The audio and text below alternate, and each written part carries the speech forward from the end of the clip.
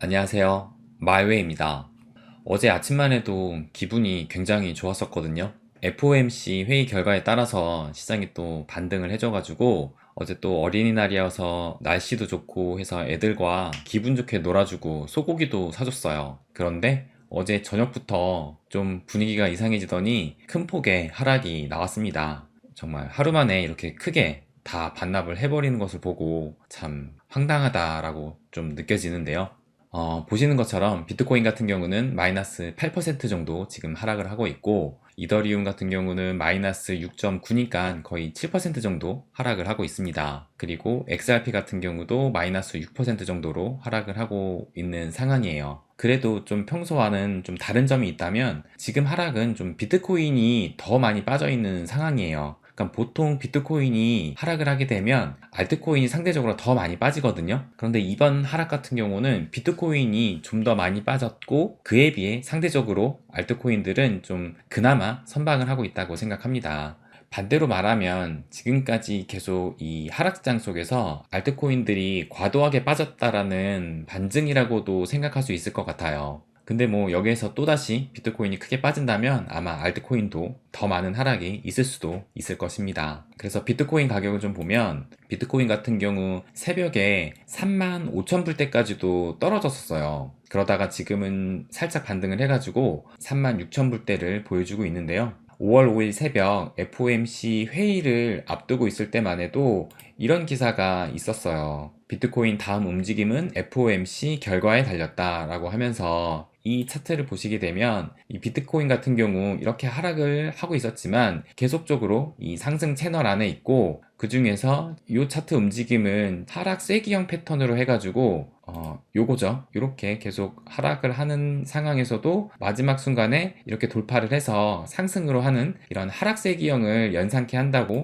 이렇게 지금 그림이 나와 있었던 거예요. 그러니까 이렇게 지금까지 움직였지만 회의 결과에 따라서 이렇게 상승할 수 있다, 이런 예상을 하는 이제 기사들도 나왔었는데, 이제 실질적으로 어떻게 움직였는지 차트를 한번 보시게 되면 지금 제가 이제 동일한 추세선을 그렸어요. 그래서 이렇게 위아래로 계속 비트코인이 상승 추세 속에서 움직이고 있고, 이런 하락 쐐기형 모양을 보이고 있었는데, 회의 결과에 의해서 보시게 되면은 이때 이제 회의가 끝나고 나서 비트코인이 상승을 해가지고 살짝 돌파를 했다가 어제 새벽에 이렇게 급락이 나와서 결국에는 이 하방으로 지금 방향을 틀었습니다. 물론 여기서 다시 휩소를 보이면서 위로 올라갈 수도 있는데, 일단 상황은 예상과는 다르게 지금 흐르고 있어요. 그러면서 이제 다른 알트들, 특히 리플 같은 경우도 이 상승분을, 이게 일봉인데 거의 5% 넘는 상승분을 보였다가 다시 어제 새벽에 그 상승분은 정말 그냥 그대로 반납을 했습니다. 그래서 비트코인은 좀 더 많이 빠져서 지금 36,000불까지 떨어졌지만, 리플 같은 경우는 3, 4일 전에 비해서 뭐 크게 가격 변화가 있는 상황은 아니에요. 상대적으로 지금 버텨주고 있다고 생각을 합니다. 갈라도 마찬가지입니다. 갈라도 어제까지만 해도 210원까지도 터치를 했는데 다시 그대로 반납을 하면서 지금은 179원, 180원 정도를 계속 보여주고 있어요. 그래도 비트코인이 좀 크게 하락을 보인 거에 비해 알트코인은 그냥 제자리로 돌아왔다라고 생각을 하시면 될 것 같아요. 그래서 이 공포 탐욕 지수는 어제는 27로 피어인 공포 단계를 보여줬는데, 오늘은 다시 익스트림 피어로 극단적인 공포를 보여주고 있고요. 22포인트로 어제보다 5포인트 정도 지금 빠져 있는 상황입니다. 비트코인이 간밤에 많이 빠진 이유가 미국 증시가 크게 빠졌어요. 지금 나스닥 같은 경우는 마이너스 4.99%니까 거의 마이너스 5% 정도가 빠진 거거든요. 그리고 다우존스도 마이너스 3% 정도 이렇게 크게 빠졌어요. 그래서 나스닥이 마이너스 5%면 정말 큰 폭으로 빠졌는데, 이렇게 큰 하락을 보이면서 이런 기사가 나왔어요. 미국 증시 급락으로 하루 새 러시아 GDP 증발이라고 이렇게 기사가 나왔습니다. 여기 보시게 되면 미국 증시가 급락하자 하루 새 미국 증시의 시총이 1조 3천억 달러, 약 우리나라 돈으로 1640조 원이 증발했다고 블룸버그 통신이 보도했습니다. 근데 이것은 러시아의 국내 총 생산과 맞먹는 규모다라고 해요. 2021년 기준 러시아의 GDP가 1조 4천억 달러인데 지금 어제 1조 3천억 달러가 빠졌다라는 거예요. 그러면서 이 러시아의 GDP 규모가 이제 세계 10위다 라고 이야기를 하고 있어요. 그래서 이 GDP에 대해서 간략하게 말씀을 한번 드릴게요. 여러분이 이제 고등학교 때, 중학교 때 이 GDP에 대해서 공부하셨을 텐데 이 GDP하고도 같이 배웠던 게 GNP라고 국민총생산이 있어요. 근데 아마 많은 분들이 이 GDP와 GNP의 차이를 아마 모르실 거예요. 배운 지도 오래됐으니까 당연히 잊어버렸을 수도 있으실 텐데요. 상식 차원에서 제가 간단하게 한번 말씀을 드릴게요. 이 GDP는 국내 총생산이고 GNP는 국민 총생산이에요. 앞으로는 이것만 딱 기억하시면 아마 헷갈리지 않으실 거예요. 국내 총생산은 이 단어에 국내라고 되어 있고 이 국민 총생산은 국민이라고 되어 있잖아요. 그러니까 국내는 영토 개념이라고 생각을 하시면 되세요. 그래서 이 한 나라의 영토 내에서 생산물이라든지 서비스를 포함해서 총 가치를 만들어 놓은 합이라고 생각을 하시면 되시고 이 국민 총생산은 국민이니까 사람이 기준이에요. 그래서 한 나라의 국민이 만들어낸 생산물이라든지 서비스의 총 시장 가치의 합이라고 생각을 하시면 되세요. 그러니까는 국내 총생산은 영토 개념이기 때문에 우리나라에 온 외국인이 경제 활동을 해서 창출해낸 가치도 포함을 합니다. 대신에 우리나라 국민이라도 해외에서 창출해낸 가치는 빠지겠죠. 그에 반면에 국민 총생산은 사람의 기준이라고 했으니까 우리나라 사람이 해외에서 경제적인 가치를 창출했다면 그것도 포함을 합니다. 대신에 아무리 우리나라에서 외국인이 창출했더라도 외국인이기 때문에 이 국민 총생산에는 빠지게 되겠죠. 이렇게 GNP와 GDP가 약간의 차이가 있어요. 그러니까 이 다이어그램을 보면 좀 쉽게 이해가 가실 거예요. 근데 요즘에는 이 기사에 본 것처럼 이 GNP보다는 GDP가 많이 사용이 됩니다. 그러니까 예전에는 GNP를 좀 중요하게 생각할 때도 있었는데 요즘에는 이제 글로벌화, 세계화가 진행이 되면서 우리나라의 경제를 나타내는 것은 이제 해외에서도 많은 글로벌 기업들도 들어와서 우리나라에서 사업을 하면서 경제적 가치를 일으키면서 또 그것이 또 우리나라 국민에게도 큰 영향을 미치기 때문에 지금은 이제 GNP보다는 GDP를 더 많이 사용을 하고 이렇게 기사에도 GDP 기준으로 써야 있는 기사들이 대부분입니다. 그래서 아무튼 어제 이런 큰 폭락이 러시아의 국내 총생산, 그러니까 러시아에서 발생되는 모든 생산물과 서비스의 그 가치만큼 어제 하루 동안에 증발이 됐다라는 거예요. 그러니까 정말 엄청 많이 하락을 한 거죠. 그러니까 러시아가 지금 10위인데 우리나라가 1조 6천억 달러로 세계 9위라고 합니다. 그러니까 러시아랑 우리나라랑 지금 한 2천억 달러밖에 차이가 안 나니까 어제 하루 동안에 우리나라의 GDP가 거의 날아갔다 해도 과언이 아닌 것입니다. 그러니까 이 어제의 하락은 정말 좀 대단한 것이었는데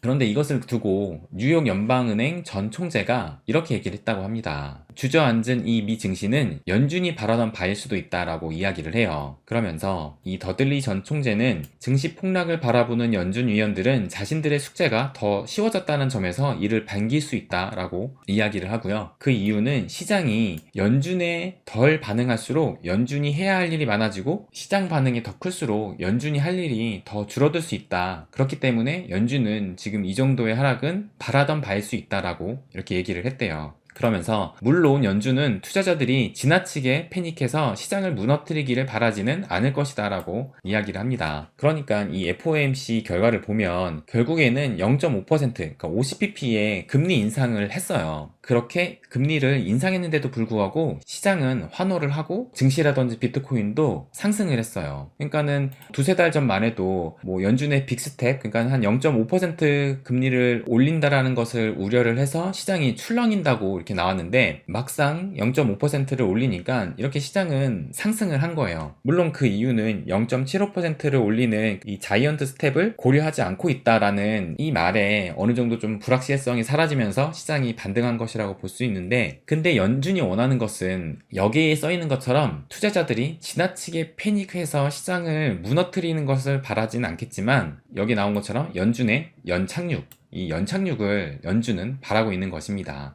그런데 시장은 또 이렇게 평가를 내리고 있어요. 파월의 75bp 배제에도 불신이 여전한 월가하면서 연착륙은 어려울 것이다 라고 예상을 해요. 그래서 좀 기사를 다시 좀 보면 파월 의장은 미국 경제가 올해 금리 상승을 앞으로 좀 더 하고 이제 6월 달부터 긴축을 하겠지만 지금 그것을 견뎌낼 만한 미국 경제가 좀 어느 정도 강력하기 때문에 이 연착륙이 가능할 것이다 라고 얘기를 하고 있는데, 이 월가의 전문가들은 이런 긴축 과정에서 침체가 초래될 이 경착륙의 불안감을 여전히 드러내고 있다는 거예요. 그러니까는 이 연착륙이라는 것이 이 경제를 서서히 완만하게 이렇게 말 그대로 비행기가 순탄하게 착륙할 수 있게끔 이 경제도 완만하게 경제를 하강적으로 한다는 건데, 이 경착륙이라는 것은 이 비행기가 갑자기 고도를 급격하게 낮춰가지고 급작스런 하락을 그리면서 착륙을 하는 거잖아요. 그러니까 시장도 급격하게 빠지고 실업도 급격하게 빠지면서 결과적으로 이 경기 침체가 크게 올 것을 지금 우려하고 있는 상황인데, 월가에서는 지금 이 연착륙이 불안하다라고 이야기를 하고 있는 거예요. 그러면서 이제 JP 모건의 CEO 이 제이미 다이머는 미국 경제가 강력하긴 하나 연준의 이런 긴축 조치가 연착륙으로 이어질 가능성은 3분의 1이니까 뭐 한 30%밖에 안 된다라는 거고, 그리고 온건한 수준의 침체가 3분의 1, 또 급격한 경착륙의 이런 심각한 침체를 초래해야 될 확률도 3분의 1이라고 이야기를 했대요. 그래서 제가 생각하기에는 우리가 지금 생각을 해야 될 것이 연착륙을 하느냐 경착륙을 하느냐가 물론 중요하지만, 어쨌든 우리가 생각을 해야 될 것은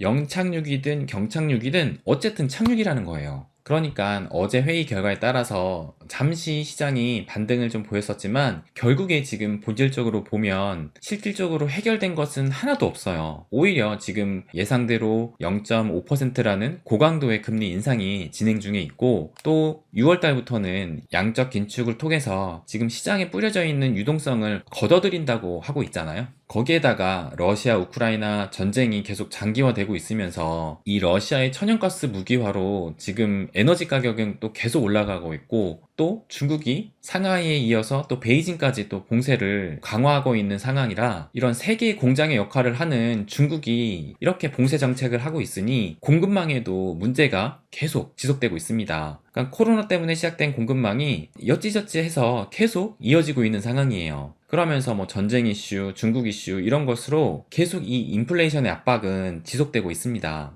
그러니까 결국에는 이런 근본적인 문제들이 하나씩 하나씩 해결이 돼야지 시장은 바닥을 찍고 돌아설 것이라고 생각을 합니다. 그러니까 연준은 연착륙이 가능하다라고 얘기를 하고 있고, 뭐 월가는 경착륙을 할지도 모른다는 그런 불안감을 계속 내보이고 있는데, 어쨌든 이것은 착륙을 한다는 얘기예요.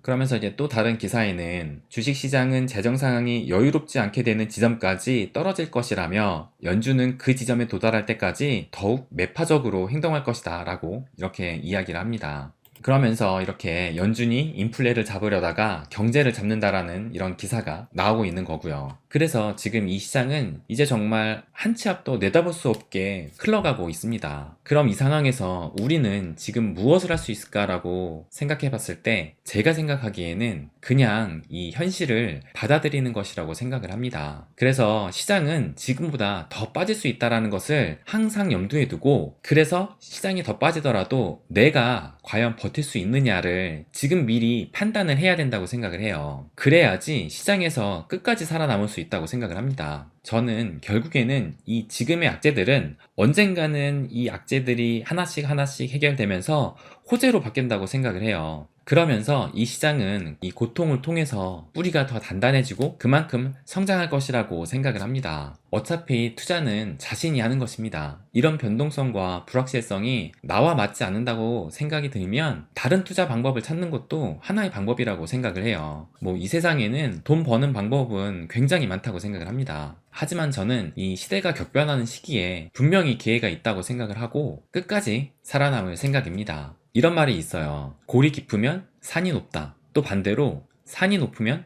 골이 깊다 라는 얘기가 있어요. 그러니까 이게 상황에 맞게 쓰이는데요. 지금은 산이 높으면 골이 깊다가 아니라 골이 깊으면 산이 높다라는 것을 생각을 하면서 이 시장을 이겨내야 될 때라고 생각을 합니다. 네, 어제만 해도 오늘 영상에 말씀드릴 때 참 기분 좋게 말씀드릴 수 있을 것 같다라는 생각에 좀 저도 기뻤었는데, 갑자기 예상치 못하게 이렇게 하락이 나오면서 또 이런 말씀을 드릴 수밖에 없는 이런 상황이 참 안타깝습니다. 그래도 이 시장에서 끝까지 살아남는다면 결국에는 웃는 날이 올 것이라고 생각을 합니다. 여러분도 함께 웃는 날이 왔으면 좋겠습니다. 네, 오늘도 제 이야기 끝까지 들어주셔서 진심으로 감사드리고요. 그럼 오늘은 여기까지 하겠습니다. 부자가 되는 길, My Way.